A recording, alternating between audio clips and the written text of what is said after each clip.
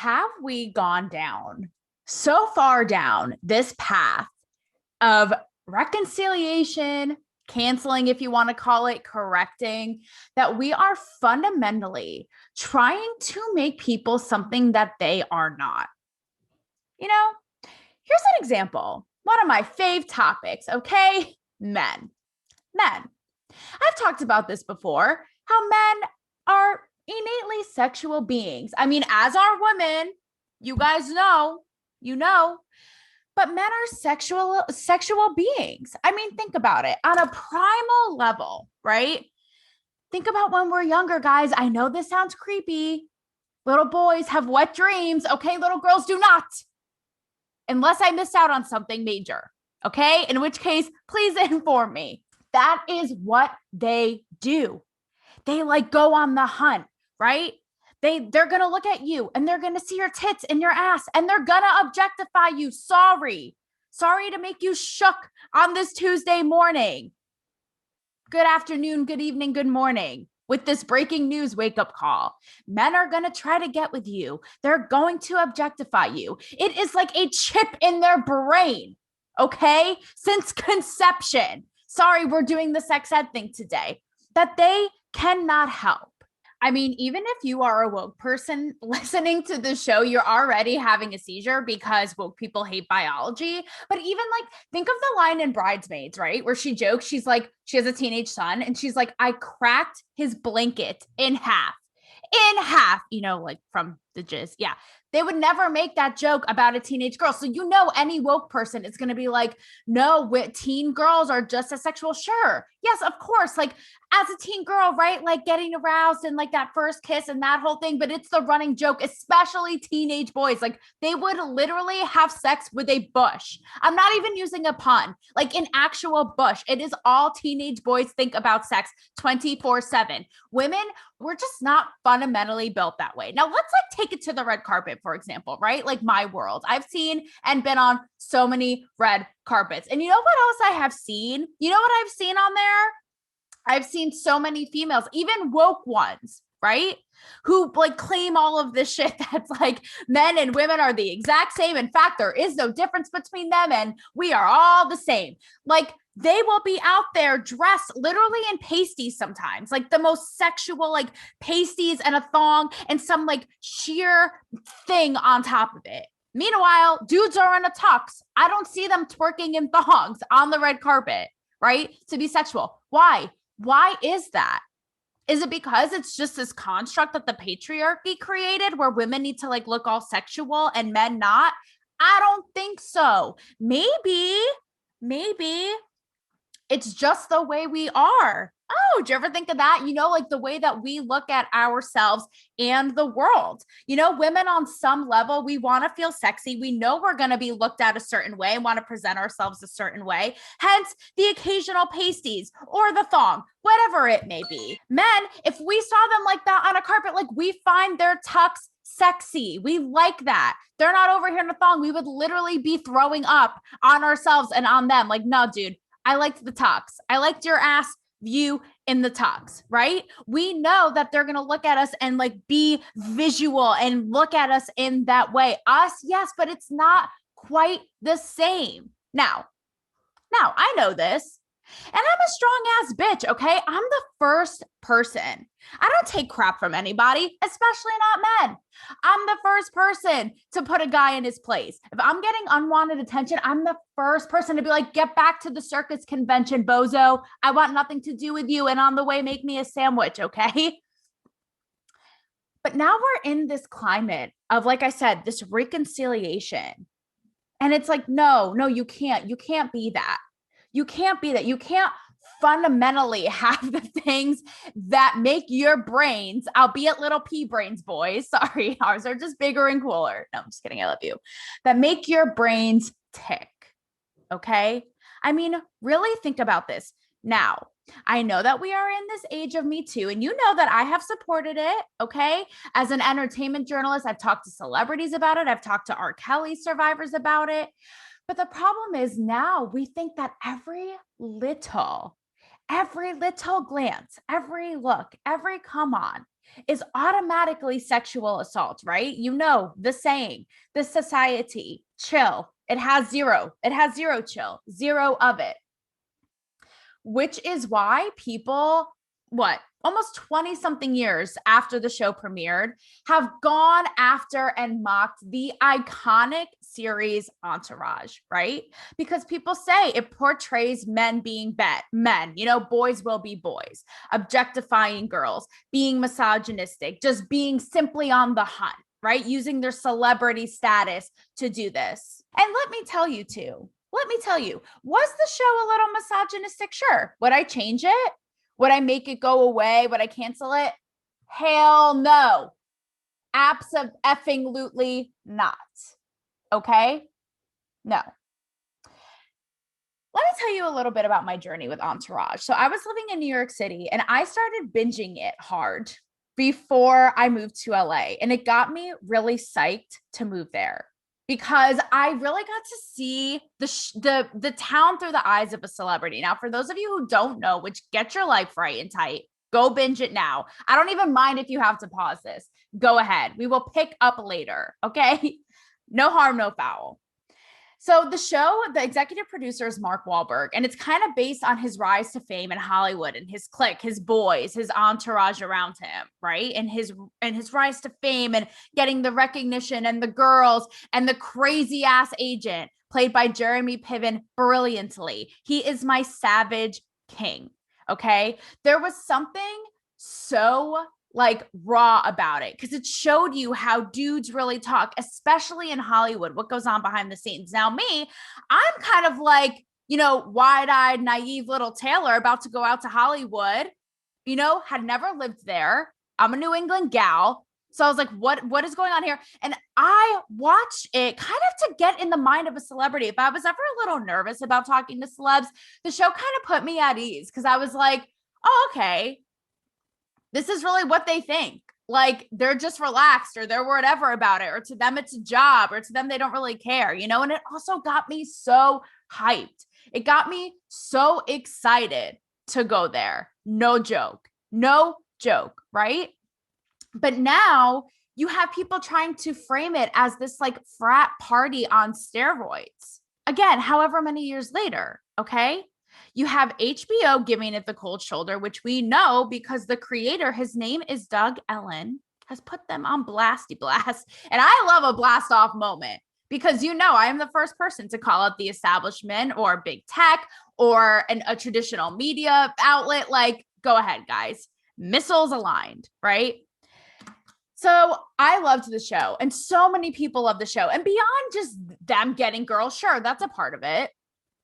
But it's really about like these guys from like Queens, you know, and they are just ride or dies. Like through all the Hollywood crap, through all the superficial shit, they just have each other's backs, right? And like I said, there is that layer of savagery that you just like cannot replicate. Now, Jeremy Piven's character, Ari Gold, is based off a real Hollywood agent, Ari Emanuel, okay? And it is like he just says the most savage stuff that literally just like takes you out of your body because you're like, how could somebody be that cutthroat? I am living for it.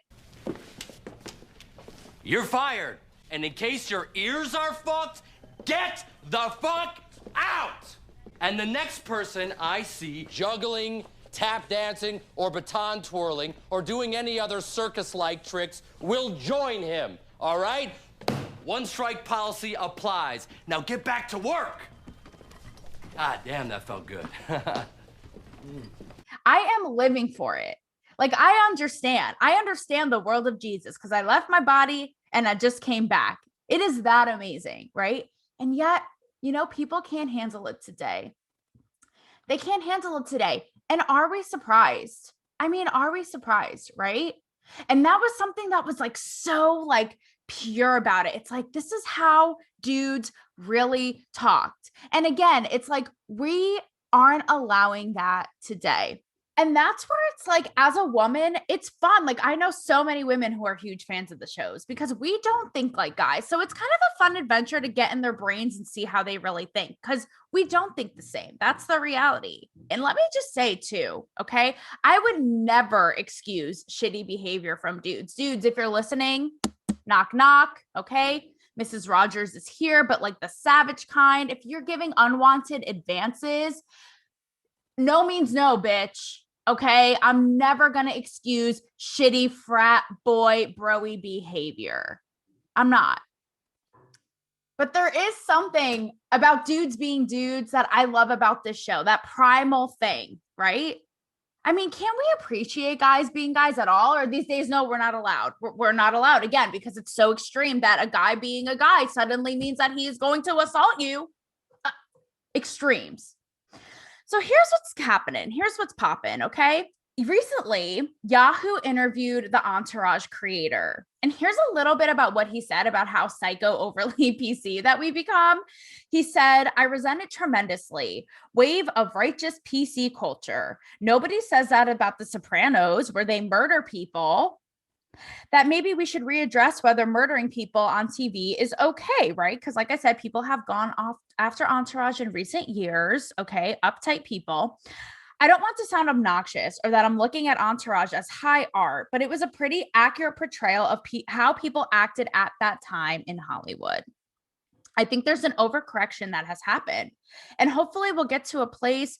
This is where I'm deviating, but this is where he's fair about it, right? He's fair. And he's like, look, there are inequalities in Hollywood, in the workplace. I understand that. But I think that this like oversensitive correction is dangerous, right? That's what he says. He says there's equality, there's room for equality for everybody, but also room for people to create their art and not be judged so harshly. Okay. And in this wave of the overcorrection, he even talks about how HBO's like giving him the cold shoulder. Like they'll promote their other shows on their homepage, and Entourage will be like in the dungeon, I don't know, somewhere like wherever Jeffrey Epstein is. Okay. And then he says that he pitched another show with HBO with Ed Burns and even a Sopranos star, seeing as how they jerk off to the Sopranos every day, and they won't take it, right? So this guy's bitter. This guy's bitter because at the time, Entourage was huge. It won 6 Emmys, a Golden Globe. All right.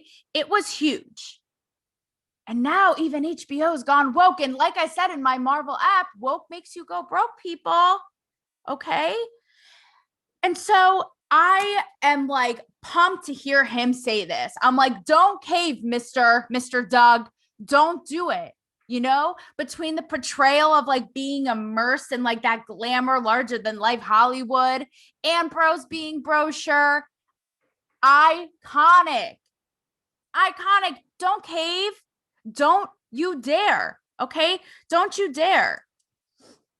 He even says, when I sold Entourage, I want to try to show where young men speak the way young men actually speak. I don't see that on TV, right? Even at the time, it's like a forbidden thing. And yes, now I know, look, there's been correction in certain ways, right? I think it's important that men aren't abusing their power. They're not taking advantage, like they're put in their place a little bit. Bravo. Yes, that I am here for. But on some fundamental level, again, something that this show captured is kind of like guys being who they are. Now, the woke, they don't like. So what have you here? What have we here? Okay. I'm going to read for you an example of a critic. Okay. This was from another woke, like female centric, anything a guy breeds, says, does is awful. R29, Refinery 29, who I've told you I've written for before, but they are like in that camp where like, if you so much as cross a dude, you will dissipate into thin air. And it's like, because they are just so evil. And it's like, how do you think you got here? Number one, before I get ahead of myself, putting the cart before the horse, because I'm pumped about this. Here's what this person says. This girl, she says, and this article is called, it says, Entourage, Harvey Weinstein, Toxic Hollywood Bro Culture. It's from 2017. And it says, this is a headline. I watched 11 hours of Entourage, and this is what it taught me about Harvey Weinstein, which, like, what? Already? What? I just threw my pen. I'm sorry. It's showing guys like trying to hit on girls, and which, by the way, most of the time the girls are like literally have them eat shit. They're like, fuck off, bozo. Okay. How did Harvey Weinstein come into the picture? I'm sorry. Okay. So here, wow, I just like threw my mic. Okay. So here's what she says. Most women on this show are objectified to the point of absurdity. They are ogled, demeaned, talked down to, and generally reduced to the status of sex dolls that happen to walk and talk. Okay. The assumption that any one of these women is ready and willing at all times, just waiting for these guys to notice them, is perhaps the most grueling aspect. Jesus Christ. Sadly, this is, guys, hold on to your seats. Sadly, being a broy isn't against the law. Misogyny and objectification, while shitty behavior that should be curbed and corrected, doesn't rise to the level of alleged sexual assault, as in the case of Weinstein. A comedy built almost entirely on the objectification and deriding of women doesn't land the way it once did, and thank God for that. First of all, this is like literally the biggest stretch since Gumby. Are you serious? Are you serious? This lady is acting like the show is The Handmaid's Tale, where they are literally sex slaves, which I'm going to get to that in a second. This is so untrue. This is so exaggerated. And it's like, okay, this is like the time when I read in Bustle. This is like coming from the people who literally said in an article that in a movie, they saw a guy buying a girl a drink and that was oppressive. Oh my God. This is so far from reality. It's not even funny. And I'm going to have the shows back and say that I actually appreciate the fact that there are so many women in different positions of power, whether it be like a girl at a party. Yes, some of them are like, hee, I'll sleep with you. You're hot and famous. Listen, if I had a chance to bone Max Minghella from The Handmaid's Tale, which I kind of almost did once in my dreams, I'm going to tell you that story in a second, I would. It doesn't make me a dumb bimbo. Hello. Girls like to have sex too. Oh, good morning yet again. I know. News break over here. What do you know, right? Shocking information. Okay. But there were also so many women in the show, whether it be like other agents, like women execs at Warner Brothers or studios, they would go head to head and toe to toe with these men and literally make them feel like a piece of dirt, weren't having their crap.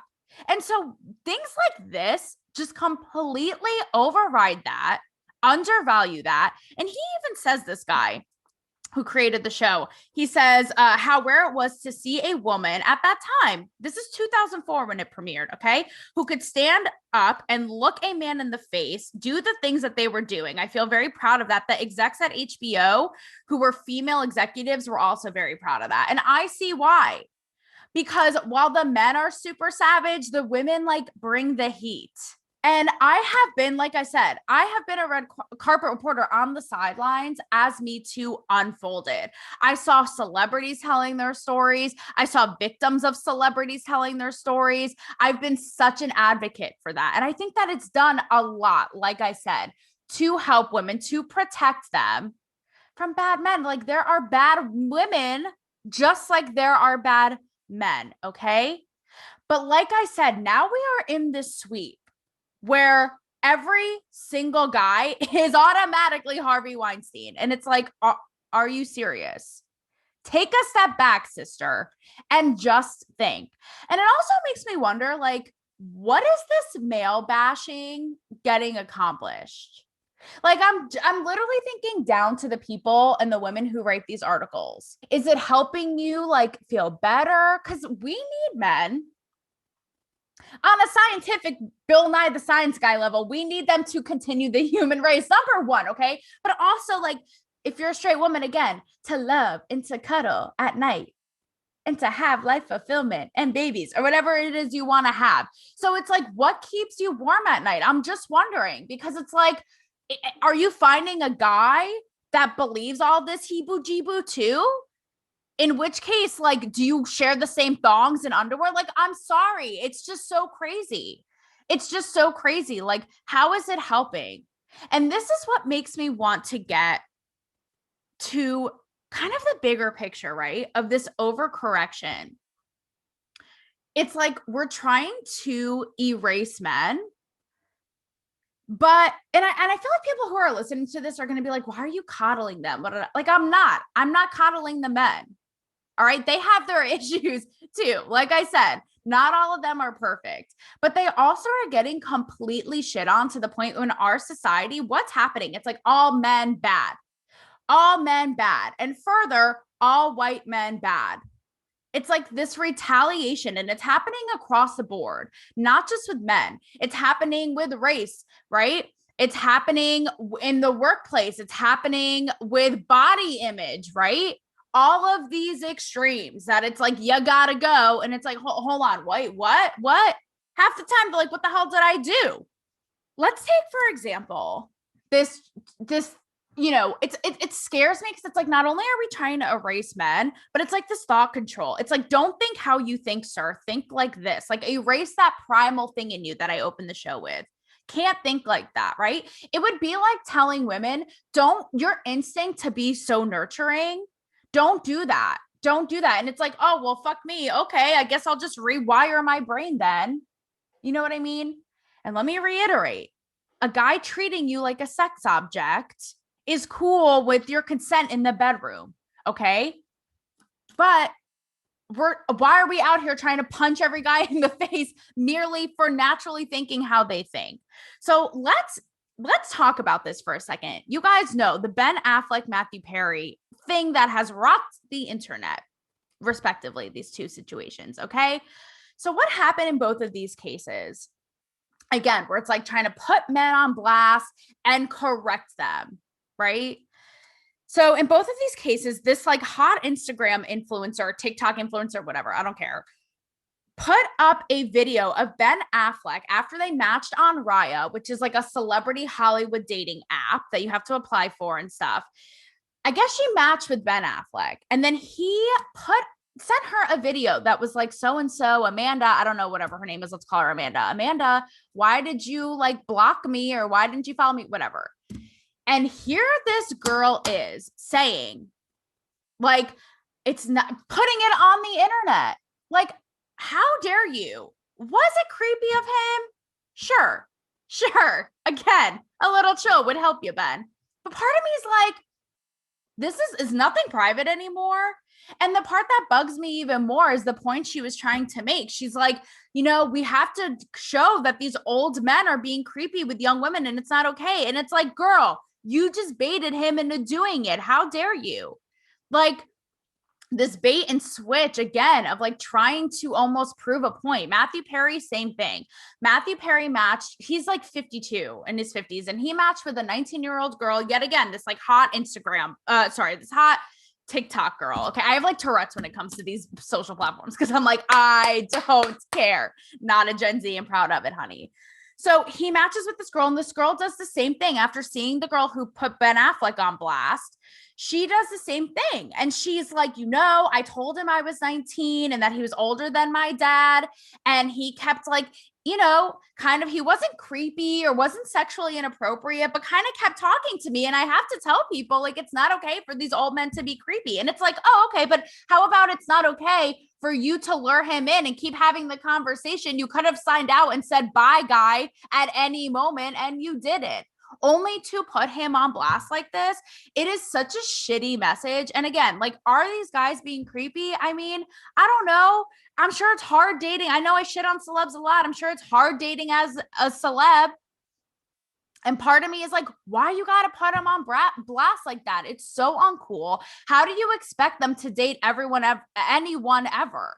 And I know you're thinking, maybe you're like, Taylor, how could you like defend these old creepy men? Like, just for the sake of it. And it's like, well, shit, have a little bit of understanding. They're out here trying. Pimping ain't easy, Oh my God. Sidebar. I heard that Jay-Z like recently said he was sorry for Big Pimpin', his song, which like, stop. Again, it goes into this like entire thing, And again, it's like it's okay to make progress, guys. It's okay that a show or a song in the early 2000s wouldn't necessarily fly today, but you don't have to be over here confessing your sins like you're in a church. Enough. So that whole thing I can't do. Like, putting these guys on blast, it's so not okay. And let me just say, as a gal who's rubbed shoulders with a lot of celebrities, wish I rubbed other things with them, maybe. No, but I remember, I'm going to bring back to Max Minghella, the hottie from The Handmaid's Tale. Okay. Like, these bitches, I don't know. It's like this, Matthew Perry, not so much. Sorry, guy. But like Ben Affleck, it's like this rich, good looking older guy, like, has your attention. And part of me thinks with these girls, it's like, look, this like really cool celebrity, just, it's like, we get it, you're hot, you know. There were times when, like, I'm gonna be honest, if a guy like, there's this thing in Hollywood too, and I think it portrayed this in Entourage as well, where it's like, people are so superficial there that you're trying to have a conversation with them, especially the bros, and they're like looking elsewhere, they're looking across the room, and it would drive me nuts, especially because I am a New England gal and I'm like right to the point, and I'm like, hi guy, hi. And I would get pissed. I'd be like, you should be so lucky I'm giving you my attention. No offense, bro. Like, get your priorities straight, okay?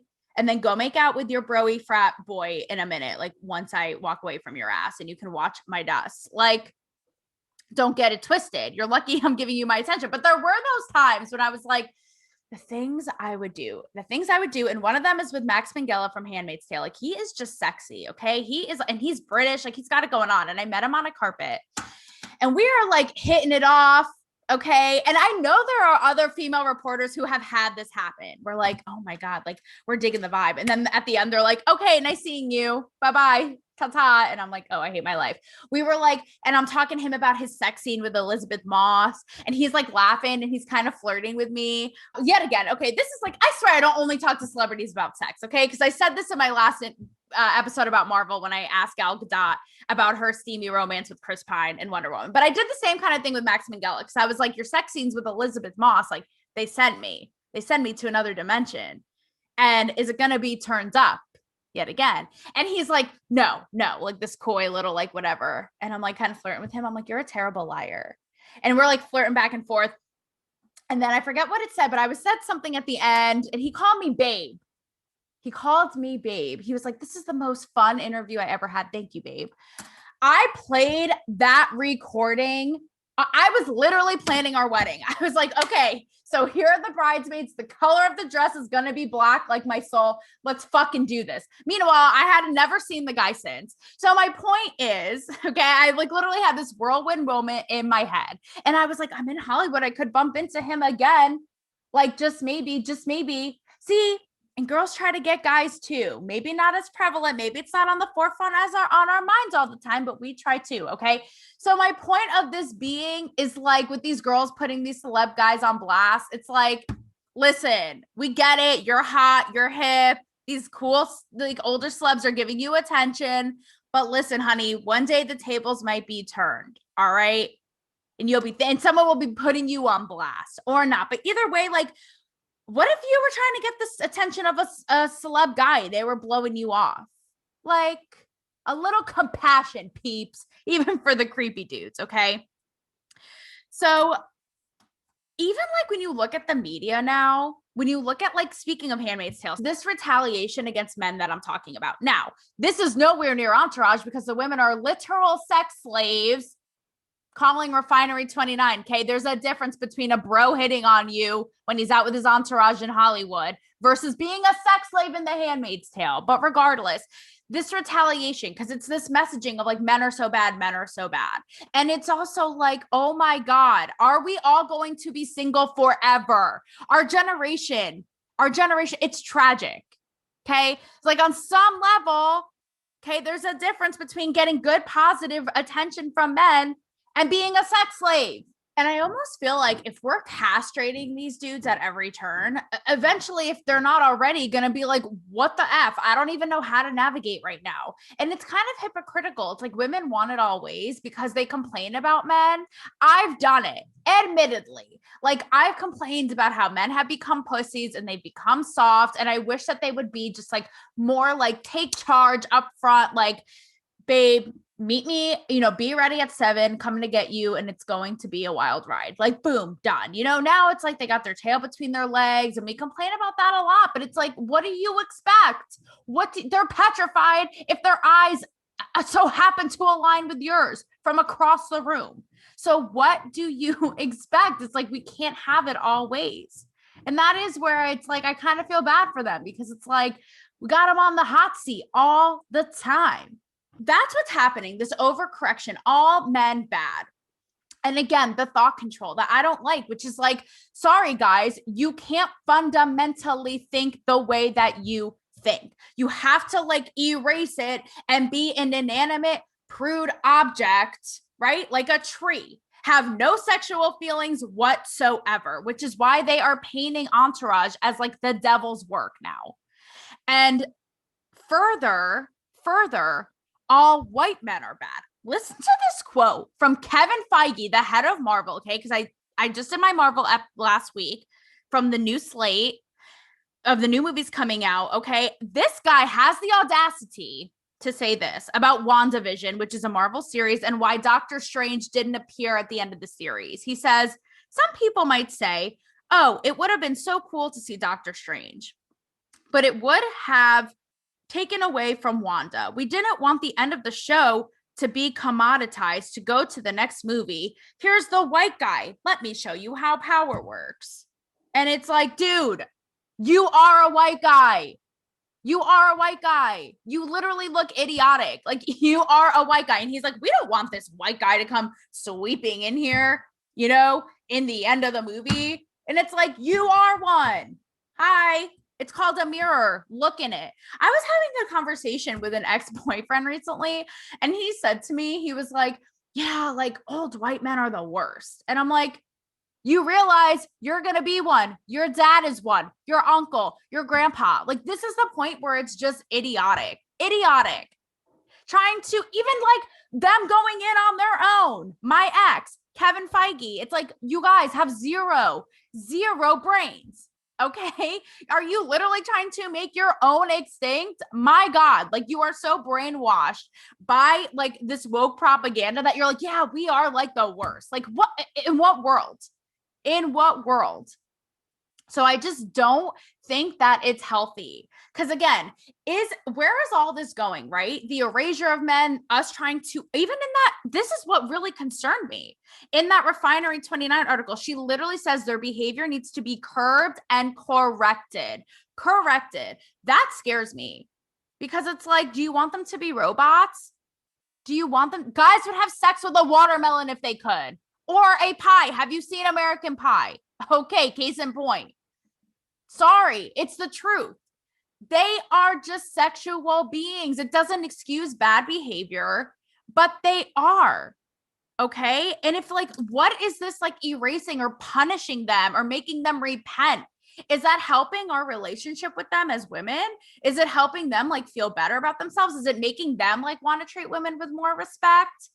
Being like, okay, guys, you suck the way you are. Go die and eat shit, or vice versa. It's like, what is that? What exactly is that accomplishing, right? So I want to end this by really praising the people like this creator, like the show creator, who don't back down to the mob, right? And even him, I'm like, is he going a little soft? Because I love what he said, but so they're talking about potentially doing a reboot, right? And he says, of course, it's going to be written in a slightly kinder, gentler way, because that's the world we live in. And he says it's not going to be all about men just trying to get with girls. I don't think the original was, like I said, but nonetheless, he's like, that's just not where I'm at these days. If we did reboot the show, I would, it's not that I would make it more PC. I would write it to the best of my abilities to reflect the world right now. And it's like, if you're like, Taylor, why are you such a savage? It's like, yes, I understand. We're in a more like compassionate, understanding world. And that's great, right? But it's also like, I don't even want this guy going soft. And I feel like I talk about it a lot, but we hear this verbiage a lot, like the reality of the world right now. And it's like, you know what? Sorry. I said this in my newsletter last week. For those of you who had the pleasure of reading that little bit, maybe we need a little savagery, right? I love and I can so appreciate people, whether I agree with them on, or not, on both sides, on any sides, who don't back down to the mob no matter what. Bill Maher. I've become obsessed with Bill Maher. I don't agree with everything he says all the time, but I can appreciate the fact that he makes fun of his own people, that he goes in, right? No apologies. I can appreciate that. There are even times when he makes jokes that are off color and I can like feel the tension in the audience and they're like, bruh, I just had a woke stroke. Like you can tell, but he doesn't back down. You know, another one, say on the totally other side, Candace Owens. She doesn't, again, don't always agree with her, especially when it comes to this stuff. Cause I notice she'll sometimes like put the onus on women and be like, well, guys aren't, you're not getting married and guys aren't paying attention to you. Well, like maybe you should put an apron on and be Susie Homemaker and present yourself like a nice lady. And then like all that, I'm like, girl, no. Cause she like puts it on the fault of women for not getting good attention from guys. And that's where it's like, sometimes no, sometimes yes. Like if you love a toxic girl, then that's on you. Like, go ahead, have a good time. But my point is, I don't always agree with both of these people, but they do not back down to the woke mob ever. And that is what we need, right? And I would even say this to this Entourage creator, like, bro, don't be going soft. Check out this. This are a couple YouTube comments on the interview that he did with Yahoo that I'm talking about. Love the show. Still watch it all the time. Ari Gold spinoff would be great, right? This one girl says, you take the show for what it is. And she makes a good point because the Entourage film didn't do too well. And she said, the film was too tame. That's why it didn't work. Right? Nothing else. Someone else, this is like sums it up perfect. Entourage was great because of the non-PC jokes and the chemistry between the characters. Today's shows have forced diversity with no chemistry and are hyper woke, unwatchable. Bam. That is exactly how I feel. The woke, while they're a small group, they're so loud, and these companies and entities are caving and pandering to every single thing they say. So part of me is like, you know what? Beat them at their own game. Be savage. It's like the only way maybe to cut through with a message or be authentic and real and funny is to literally be that savage, to counter their relentless, loud, obnoxious savagery. You know what I mean? And Dougie boy, if you're listening to this, and if you do a reboot, don't go soft. Yes, I know we're in it's a small world after all, ring around the rosy, la la land world these days. Sorry if that sounds hardcore, but not sorry. We are tired of everybody pussyfooting around everyone and everything all the time, right? Bring back the savagery. If it is not the Ari Gold cutthroat level of savagery in my life, I'm not interested. I don't want it. I don't want it. So when it comes to all of this, whether it be the innate nature of men, sticking up to the woke mob and creating what you want to create and not caving to their obscene madness, just stick with it. Stay savage, okay? And quit trying to make people something that they are not. And if that's too savage for you on this Tuesday, too bad.